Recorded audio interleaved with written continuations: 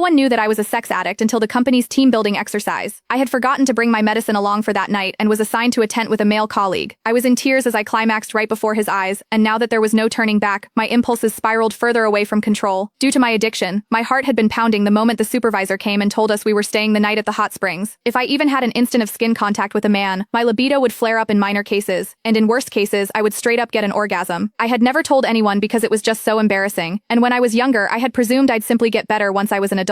That was until I realized the symptoms were getting even more out of control, and there was that one time I almost moaned out loud in public. Fighting back the embarrassment that almost killed me, I went to the doctor and got some medicine. However, I had forgotten to bring my medicine, as this team-building exercise was organized out of the blue, and very far from my home. Even as I fought against the fear eating me inside, warning myself to restrain myself and stay well behind, our supervisor suddenly announced, "Sorry guys, all the rooms have been booked, but we have tents. There aren't many, so we're just going to have to make do. Ruth, you're going to Dean's tent." And that was how we got to the situation right now. Me, a sex addict with no meds within reach, following the burly man into the tent. I did my best to keep to a corner in the tent, biting my lip and closing my eyes while telling myself to fall asleep as soon as I could before the last dosage lost effect. But that was when Dean came to me. "What's wrong?" he asked. I could feel his body warmth from my back, and my skin was already crawling. "Nothing. I'm fine. Please, just stay away from me." But even as the stimulation extended from my skin to the rest of my body, I knew the pain was coming. I checked my phone and only saw that it was midnight, 6 hours since I had last taken my pills. It was losing effect soon. Soon my whole body was shuddering, while there was a warm stream gushing out between my legs. I kept my head buried between my legs and did my best not to look at Dean. People would mock me for being a skank if they noticed my condition, and I couldn't bear to stay in the company at that point. Meanwhile, Miles Hendricks, the other colleague in the tent, was already snoring out loud. I kept clenching my knuckles, my own nails digging into my palm. The pain calmed me somewhat, and I told Dean, "Sorry, I'm not distancing myself. I'm just not feeling well." Never could I have expected Dean to move toward me without another word, reaching out with his large warm palm and pressing it over my forehead. Even as he held his palm steady, I found myself staring at his chest and nothing else. I could also see that distinct collarbone and chiseled chest under his shirt. I seemed to tighten at the very next second, and orgasmed amid my embarrassment, and the ensuing moan could barely be stifled. Worst of all, I was trembling even worse after I orgasmed, and Dean could clearly feel me shaking. "That's strange. Why are you so flushed? You don't even have a fever," he murmured, not giving up feeling my forehead and cheeks just then. I trembled even more and turned my face away, but it was the back of the tent right behind me. Having nowhere else to go, I clenched my jaw so I wouldn't moan again, even as I decided I couldn't stay in this sealed room when all I could smell was Dean. He wasn't a smoker, so his faint soapy and hormonal scent was especially recognizable. I could feel all the pores around my opening, as the orgasm left me painfully sensitive to everything. In the heat of the moment, I pushed Dean away and sent him stumbling backward, while I scrambled to crawl out of my tent, not caring that my skirt was short, exposing my wet panties right in front of his eyes. He promptly turned away to stop himself from staring, but he was no brat either. Seemingly struck with a thought, he followed me, even as I lost control over my body.